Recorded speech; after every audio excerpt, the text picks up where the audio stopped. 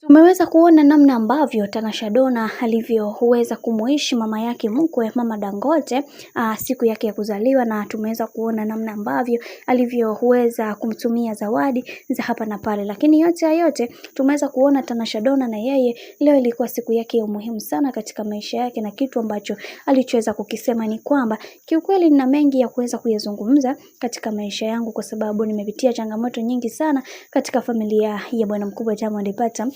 Ila yote ya yote siwezi kuweza kulipiza ubaya kwa watu ambao walinitendea makosa mengi ambayo yamekuwa yakiniumiza kwa namna moja ama nyingine, bali ninatakiwa kuweza kusimama imara na kuhakikisha kila kitu kwa upande wangu kinakwenda kuwa sawa. Najua kuna wengi watajiuliza maswali mengi juu ya hiki ambacho kinachoendelea sasa, ila ninaamini kwa uwezo wa Mwenyezi Mungu kila kitu kimekwenda vile ambavyo inavyostahili, kwani kuna wengi walitamani kuweza kuona maisha yangu yakididimia kadri siku zinavyozidi kwenda, lakini Mungu hakuweza kuniacha hivi hivi, bali aliweza kunipa moyo na wa kunifanya niendelee kupambana kadri siku zinavyozidi kwenda. Hivyo sina budi kuweza kumshukuru Mwenyezi Mungu kwa kila kitu ambacho alichoweza kunitendea. Najua kuna wengi walikuwa hawanihitaji, lakini leo hii nafurahi kuweza kuona nimezaliwa sambamba na mama yangu mkwe, kwa sababu ndio kitu pekee ambacho nilichokuwa najivunia kutoka kwake. Najua kuna maneno mengi yameweza kuzushwa juu ya maisha yangu, lakini mimi sijali. Ninachoangalia ni upendo wake kwangu,